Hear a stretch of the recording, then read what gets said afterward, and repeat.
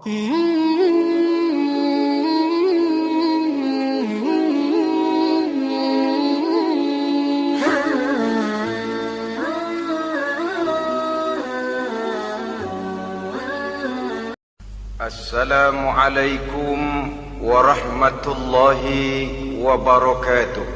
Waalaikumsalam warahmatullahi wabarakatuh.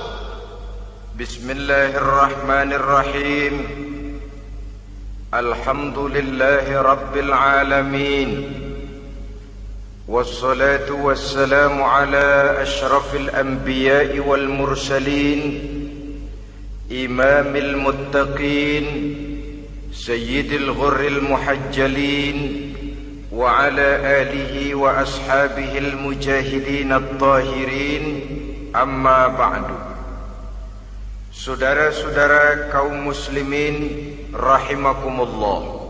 Seorang muslim adalah seorang yang berpandangan luas, berjiwa lapang. Maksudnya apa? Tujuan jangka pendek dan jangka panjang ini harus dia raih kedua-duanya. Ini yang oleh Al-Quran diajarkan agar setiap muslim mencapai fid dunya hasanah wa fil akhirati hasanah. Kebaikan di dunia, kebaikan di akhirat, itu arti hasanah. Jangan macam orang dulu, punya istri dua pergi haji. Yang satu yang muda istrinya namanya Hasanah, yang satu namanya Khadijah. Waktu tawaf keliling Ka'bah, si suami ini nggak bisa doa apa-apa kecuali Rabbana Atina itu. Tiap putaran Rabbana Atina fid dunya hasanah wa fil akhirati hasanah. Putaran kedua Rabbana Atina fid dunya hasanah wa fil akhirati hasanah. Ini istri tuanya yang namanya Khadijah dengerin aja. Akhirnya di satu saat dia colek suaminya, "Bang, mentang-mentang Hasanah bini muda disebutin melulu. Saya dong disebutin dalam doa." "Iya dah, ntar putaran selanjutnya." Suaminya blow on juga. Putaran kedua dia baca Rabbana Atina fid dunya hasanah wa fil akhirati Khadijah.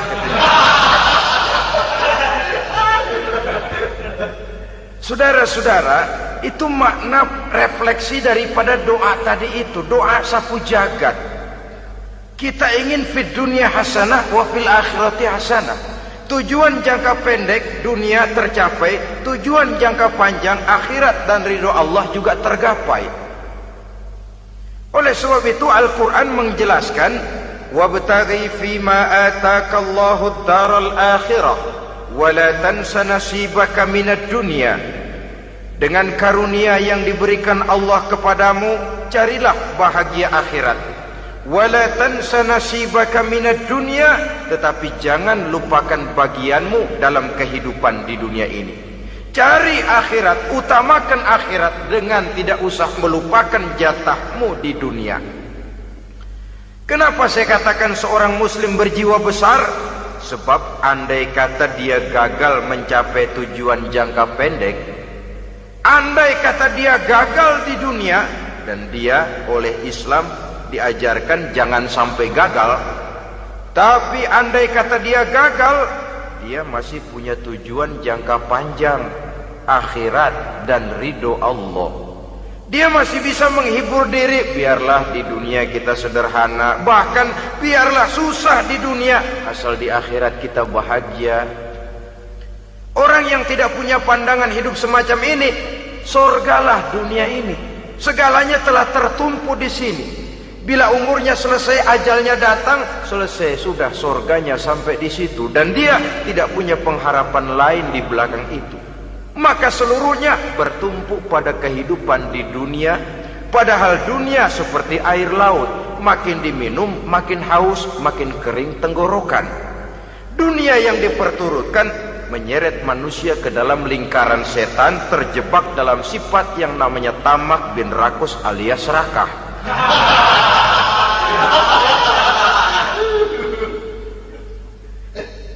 Andai kata dia gagal untuk tujuan jangka pendek, dia masih punya tujuan jangka panjang, akhirat. Dia masih sanggup berkata, biar di dunia kita sederhana, bahkan biar kebelangsak sengsara susah di dunia, asal di akhirat kita bisa bahagia. Kan masih ada harapan. Yang paling bangpak, paling rusak betul, sudah di dunia sengsara, di akhirat celaka. Di dunia rumahnya gubuk, pinggir kali miring, asal hujan bocor, utang selebar warung. Bayang kagak, ngaji enggak, puasa enggak, saban malam merit mulu.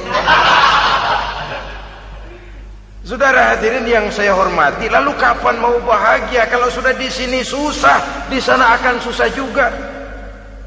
Ini yang pertama, seorang muslim, seorang yang optimis, berjiwa besar, luas pandangan. Kegagalan dia dalam jangka pendek tidak menyebabkan dia melupakan tujuan jangka panjang.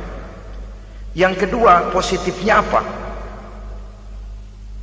Cara dia mencapai tujuan jangka pendek diwarnai oleh keyakinan adanya tujuan jangka panjang.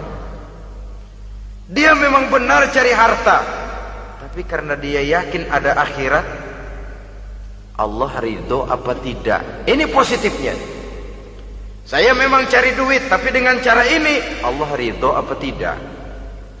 Saya memang ingin berpakaian yang rapi, tapi dengan tidak menutup aurat begini, Allah ridho atau tidak?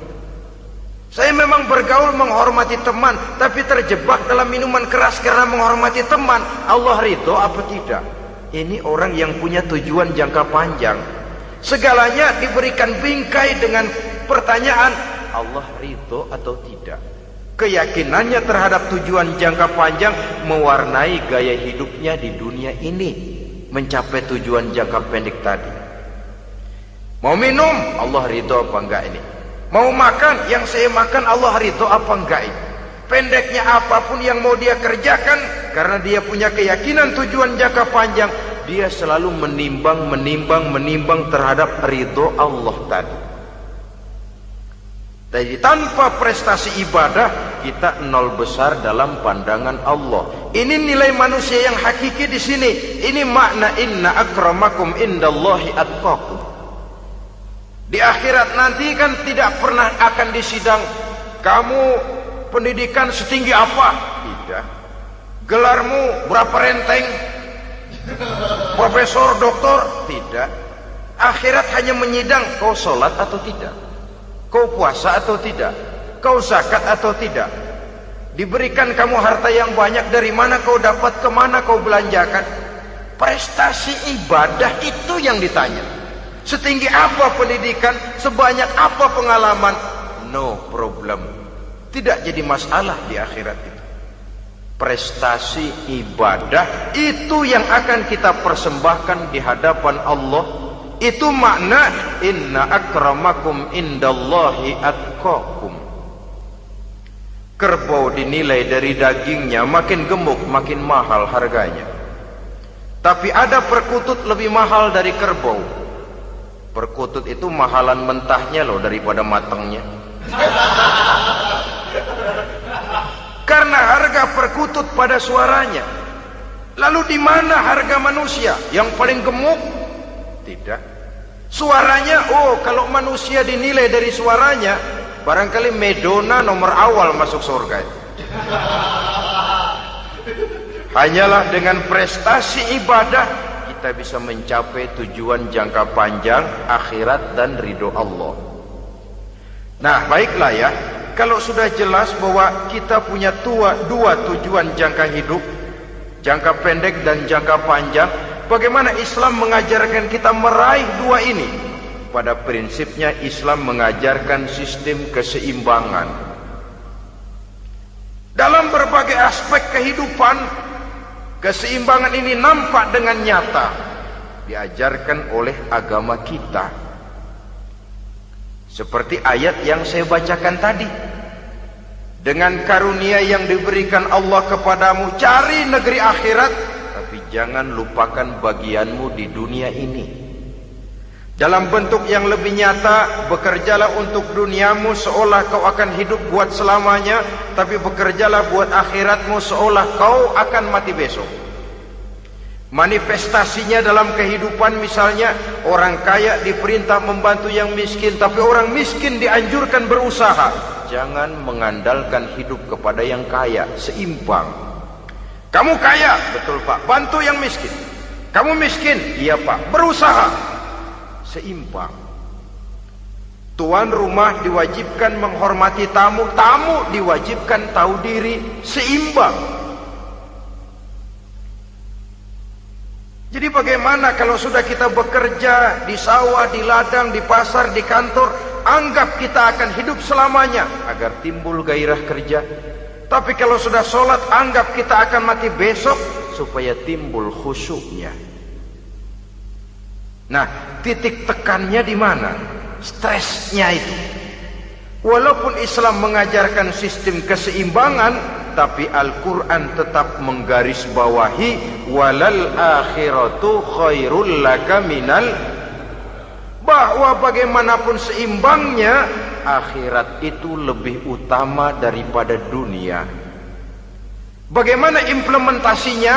Kata orang-orang tua, kalau kita menanam padi, rumput pasti tumbuh, tapi nanam rumput jangan mimpi tumbuh padi. Maksudnya apa? Kalau satu perbuatan kita niatkan karena Allah, dunianya pasti ikut. Tapi kalau satu perbuatan diniatkan karena dunia semata-mata, akhirat akan hilang. Sebab itu, biasakanlah berbuat sesuatu baik untuk tujuan jangka pendek, lebih-lebih untuk tujuan jangka panjang, dengan motif lillahi ta'ala. Jadi saya ulangi, satu perbuatan kalau sudah diniatkan karena Allah, dunia biasanya ikut. Tapi kalau diniatkan karena dunia semata-mata, akhirat akan luput. Padahal itu titik tekannya, walal akhiratu khairul laka minal ula. Saudara-saudara kaum muslimin rahimakumullah, ini tujuan hidup. Jadi landasan tempat kita bertolak sudah jelas, pantai yang akan kita tuju dalam kehidupan ini juga sudah nyata. Kita ingin mencapai apa yang dinamakan fid dunya hasanah wa fil akhirati hasanah. Untuk itu perlu ada keseimbangan, tetapi titik tekannya tetap akhirat lebih utama daripada kehidupan dunia ini. Sekarang kalau sudah ada dasar hidup, sudah ada tujuan yang akan kita capai, tentu harus ada alat untuk mencapainya. Semuanya perlu sarana. Bahkan pada hakikatnya dalam kaidah usul fikih, para ulama mengajarkan lil wasail hukmul maqasid. Sarana dan tujuan hukumnya sama. Ini mestinya mendidik umat Islam jadi pinter. Jangan cuma berpikir melaksanakan satu pekerjaan, tapi juga berpikir menciptakan sarana untuk terwujudnya pekerjaan itu. Misalnya umat Islam wajib pergi haji kalau mampu, kan begitu toh? Kalau dia umat Islam Indonesia, tentu pergi hajinya ke Mekah. Mekah, Jeddah, Mekah, Indonesia, perlu sarana angkutan untuk sampai ke sana. Kapal laut, kapal udara. Artinya umat Islam harus maju di bidang teknologi, bisa menciptakan pesawat, bisa menciptakan kapal laut, sarana yang akan menyampaikan dia untuk bisa melaksanakan ibadah haji. Selama ini kita bertumpu kepada pemikiran, pokoknya kan yang penting gue pergi haji, pakai apa kayak gue punya duit. Dari segi pribadi memang barangkali begitu, tapi sebagai umat yang harus mencapai kemajuan, apabila diperintahkan melaksanakan sesuatu, kita pun hakikatnya dituntut menciptakan sarana untuk menunjang pelaksanaan sesuatu itu sendiri. Agama mengajarkan an-nazafatu minal iman, kebersihan sebagian daripada iman. Siapa yang menciptakan mesin cuci, sabun-sabun kelas, deterjen, rinso dan lain sebagainya? Siapa yang menciptakan air condition, pembersih ruangan? Kita hanya berpikir pokoknya kan bersih, mau pakai apa kek. Kita jarang yang berpikir kepada pewujudan teknologi modern untuk menerjemahkan hadis itu.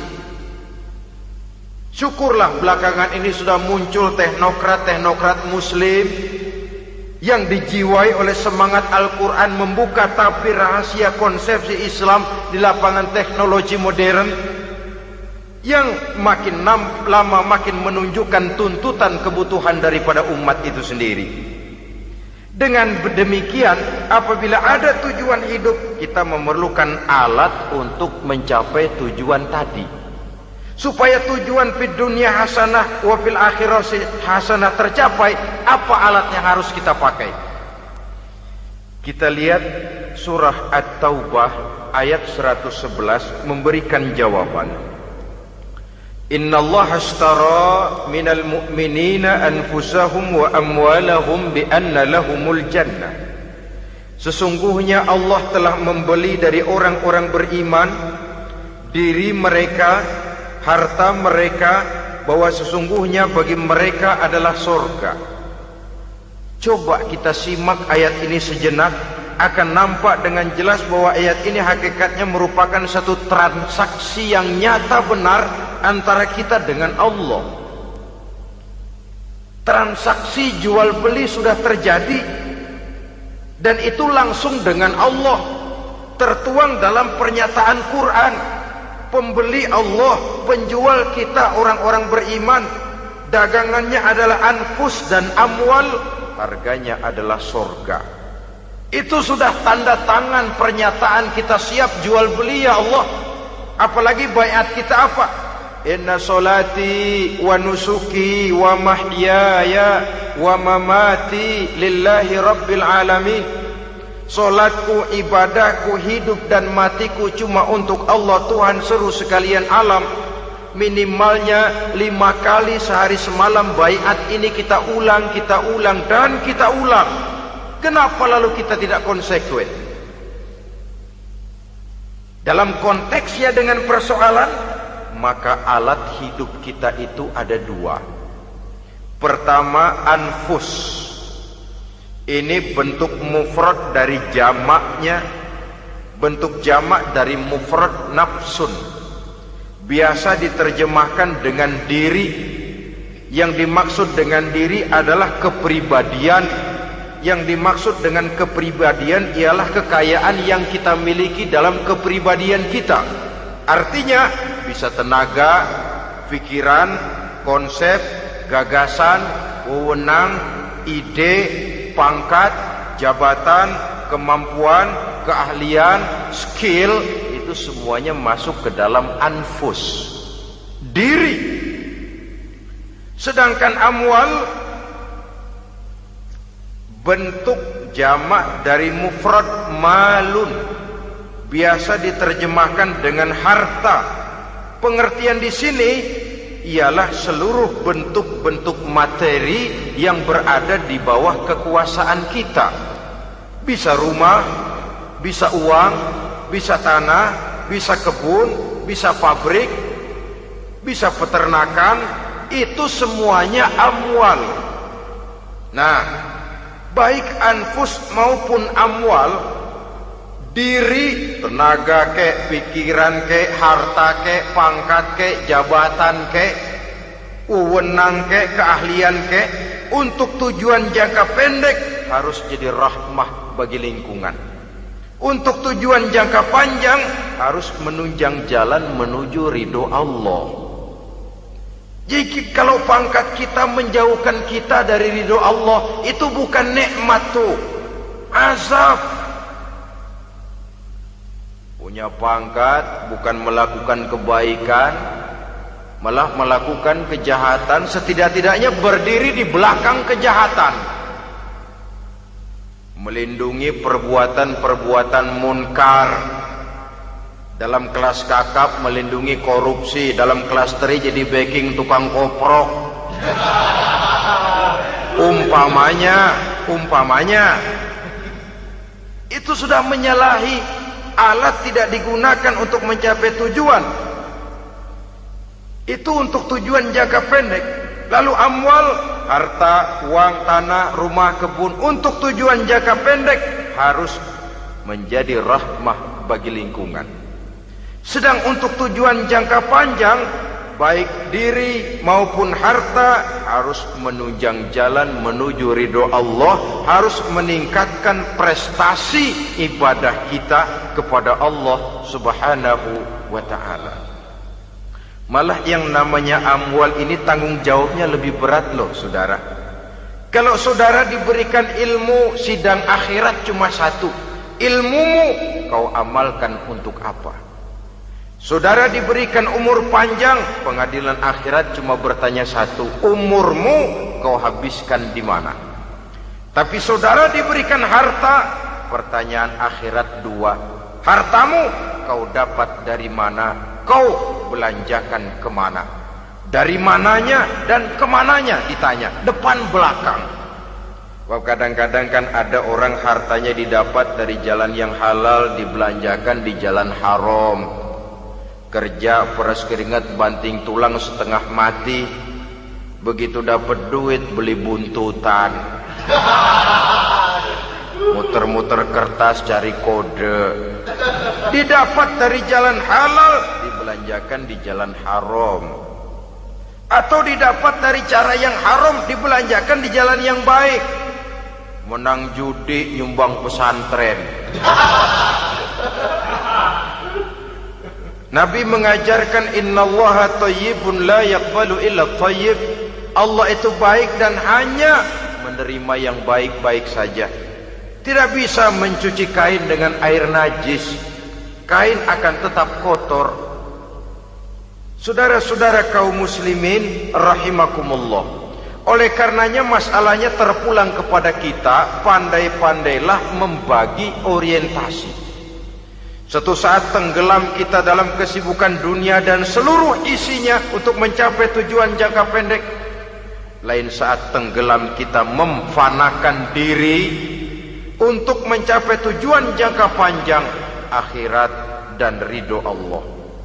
Karena kehidupan ini bukan berjalan tanpa batas. Umur ini bukan satu karunia tanpa pertanggungan jawab. Satu saat setuju atau tidak, rela atau terpaksa, kita akan sampai kepada garis finish daripada perjalanan kehidupan dunia ini, yang memang merupakan satu perjalanan panjang, a walking tall. Kata orang Kulon, a walking tall, satu jalan yang demikian jauhnya. Entoh kita akan sampai ke garis finish.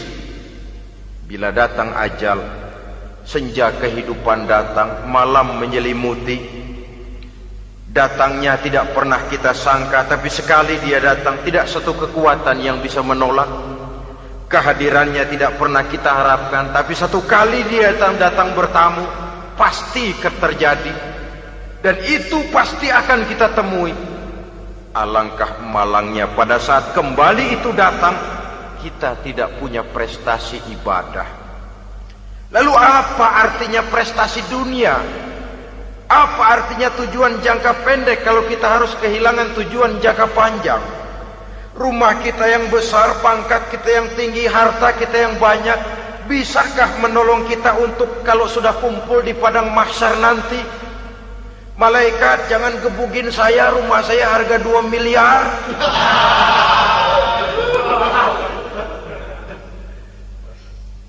Sudahlah malaikat, damai saja, itu Rolls Royce saya. Pakai saja malaikat, pakai. Kata malaikat, gue budak, gue nggak butuh gituan.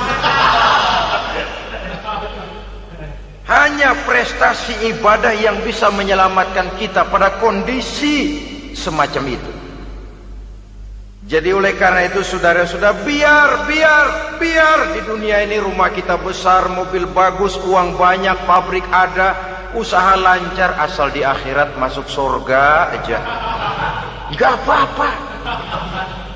Daripada di dunia sengsara, di akhirat neraka, senangnya kapan?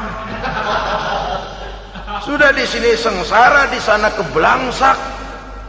Itu yang orang-orang tua bilang lacur kuda namanya. pelan dipecut, kenceng digentak, setengah mati, serba salah. Kuda kalau bisa ngomong, gue setengah mati, serba salah. Pelan dipecut, kekencengan ditarik, itu yang namanya lacur kuda begitu. Serba salah posisinya. Untuk itu pandai-pandailah membagi orientasi supaya tercapai tujuan ideal ini, fid dunya hasanah wa fil akhirati hasanah. Ini tentang tujuan hidup. Nah, untuk mencapai tujuan ini kita tidak berjalan sendiri. Kita perlu teman hidup. Di samping teman hidup ada pula lawan hidup. Siapa teman hidup kita untuk mencapai tujuan hidup ini? Dalam arti sempit, teman hidup kita suami istri yang taat kepada Allah. Suami istri lebih dari sekedar satu pasangan, juga saling melengkapi, merupakan bagian daripada kehidupan. Suami adalah teman istri, istri adalah teman suami untuk mencapai tujuan hidup tadi. Mencapai fid dunya hasanah wa fil akhirati hasanah. Seiring, seirama, selaras, serasi, seimbang, kata orang sekarang. Teman dalam arti sempit. Adapun teman dalam arti luas, setiap orang yang pandangan hidupnya sama dengan kita. Setiap orang yang akidahnya sama dengan kita. Terlepas dari suku bangsa apapun, warna kulit apapun, bahasa apapun, jikalau keyakinannya sama, pandangan hidupnya sama, dia adalah saudara kita dalam artian yang luas. Islam tidak kenal teritorial, maka tidak ada itu Islam Jepang. Ya walaupun secara formalnya ada, tapi informal Muslim adalah Muslim, diikat dengan akidah. Itu teman hidup. Lalu lawan hidup siapa? Pertama iblis, dalam segala bentuk dan implementasinya. Yang kedua, setiap orang yang pandangan hidupnya tidak sama dengan kita secara ideologis, itulah lawan hidup kita. Maka yang teman jadikan teman, yang lawan jadikan lawan. Jangan teman dijadikan lawan, lawan dijadikan teman. Itu namanya kopiah dipasang di kaki, pak bakyak naik ke jidat. Wajar kalau kepala lalu jadi benjol. Salah milih teman, salah cari lawan. Salah milih teman, salah cari lawan. Akibatnya kita yang akan susah di kemudian hari nanti. Saudara-saudara kaum muslimin rahimakumullah, oleh karenanya pandai-pandailah dalam hidup ini. Yang teman jadikan teman, yang lawan jadikan lawan. Kalau lawan kita jadikan teman, sementara teman kita jadikan lawan, dan itu yang banyak terjadi dalam praktek kehidupan, kita tidak akan bisa mencapai tujuan. Karena akan tertarung di kaki sendiri. Nah, ini sajalah yang kita bicarakan pada pertemuan kali ini. Mudah-mudahan ada manfaatnya. Terima kasih atas segala perhatian. Mohon maaf atas segala kekurangan. Usikum wa nafsi bitaqwallah. Wassalamualaikum warahmatullahi wabarakatuh. Waalaikumsalam warahmatullahi wabarakatuh.